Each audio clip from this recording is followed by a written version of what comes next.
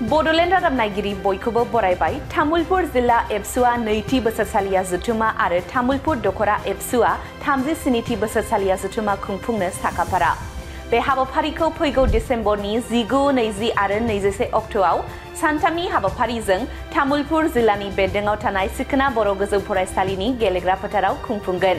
बे हाबाफारिजोंनो लोब्बा लाखिनानै सोलोंथाइ बिथिं, आइजोफोरनि जिउ खुंनाय राहा आरो आबादारि बिथिंखौ लानानै गुवारै सावरायनाय जागोन।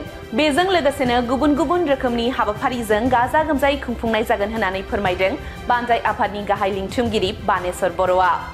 मख'नो गोनांदि बे हाबाफारियावनो मिरु एबसुनि आफादगिरि दिपेन बर'आ गाहाय आलासि महरै बाहागो लागोन आरो मेल बेखेवगिरि आलासि महरै बिटिआरनि गाहाय मावफुं सोद्रोमा प्रमद बर'आ बाहागो लागोन। बेजों लोगोसेनो बर' थुनलाइ आफादनि गाहाय नेहाथारि नीलकान्त गयारी, एमएलए जलेन दैमारी आरो गोबां माननि आलासिफोरा बे हाबाफारियाव बाहागो लागोन।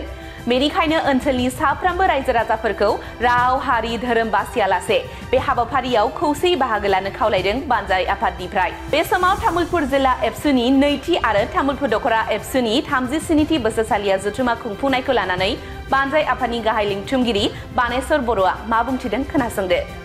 फैबाय थानाय जे 19, 20 आरो 21 खालाराव तामुलपुर जिल्ला दुलाराय बर' फरायसा आफादनि खुंगा नैथि बोसोरसालिया जथुमा आरो तामुलपुर दखरा दुलाराय बर' फरायसा आफादनि 37थि बोसोरसालिया जथुमाखौ सिखना बर' गोजौ फरायसालिनि जि गेलेग्रा फोथारावहाय सानथामनि जि मेहेरगोनां हाबाफारि लानानै बोसोरसालिया जथुमाखौ खुंफुंनो थाखाय थांगासिनो दङ आरो बे सानथामनि जि मेहेरगोनां हाबाफारिखौ खुंफुंनायनि बेलायाव जोङो रायदाव आफादनिफ्राय जिखिनि माने जिल्ला आफाद बा एबसुखौ बरायनांगौनि जि थामथिम जि खालामनाय जि हाबाफारि बियो दिनै फैयै फैयै जोबथा महराव फैबाय।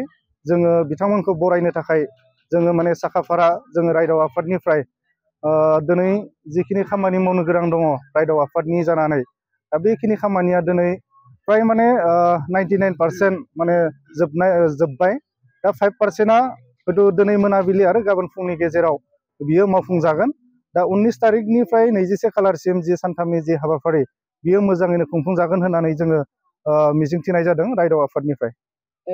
दा बेवहाय दुलाराय बर' फरायसा आफादनि थांखि आरो नोजोर दा बेखौ लानानै जोङो रायदाव आफादनिफ्राय जोङो मिथिनानै मोनदों बा बेवहाय जोङो हाबाफारियाव थिनायखौ जोङो नुनाय जादों। गिबि साननि जि माने 19 खालाराव बै 19 खालाराव जोंनि दुलाराय बर' फरायसा आफाद बाक्सा जिल्ला आरो तामुलपुर दखरा दुलाराय बर' फरायसा आफादा बे जथुम्माजों सोमोन्दो लाखिनानै आबादारिफोरखौ सांग्रांथि लाबोनो थाखाय बा आबादारि बिथिंखौ दिनै जौगाहोनायजों लोगोसे आबादारिफोरनि जि रांखान्थिखौ जौगाहोनायनि थाखाय नैबे हाबाफारिजों मोनसे सेमिनार माने हाबाफारि जोङो लानायखौ नुदों। बेराफारसेथिं नैबे हाबाफारिजोंनो आरोबाव मोनसे हाबाफारि जाय हाबाफारिखौ जोङो बुंनांगोन दिनै बर' माहारिनि जि आइजोफोर बै आइजोफोरखौ न'खर जौगानायजों लोगोसे नङा दिनै समाज जौगानायजों लोगोसे आइजोफोराबो दिनै बुहुमाव स्रें स्रें गुबुन माने जौगानाय माहारिफोरजों समानै खामानि मावनो थाखाय आइजोफोरनिबो बेवहाय मोनसे सेमिनार लानाय जादों। बेराफारसेथिं दिनैनि बादायलु जि मुगायाव आरो दिनैनि समाव गोनोखोआरिनि जि मुगायाव फरायसाफोरखौ माने जौगाहोनो थाखाय दिनै बेवहाय मोनसे फरायसाफोरनिबो सावराय जथुम बेवहाय लानाय जादों आरो बेवहाय मैखोमै जि सावराय जथुमफोराव माने रोंगौथि गोनां जि मेलेमजिबि सुबुंफोरखौ जोङो हांख्रायनायखौ नुदों।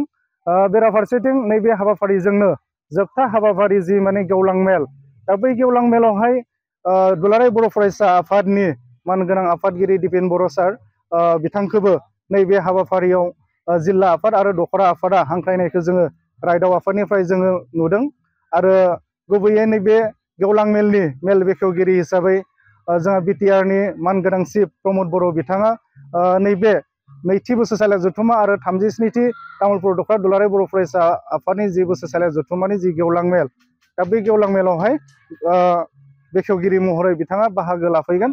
दा बेनिखायनो मोनफ्रोमबो हाबाफारिखौ जोङो बरायनो थाखाय रायदाव आफादनिफ्राय दिनै थाग थियारि जानानै दङ।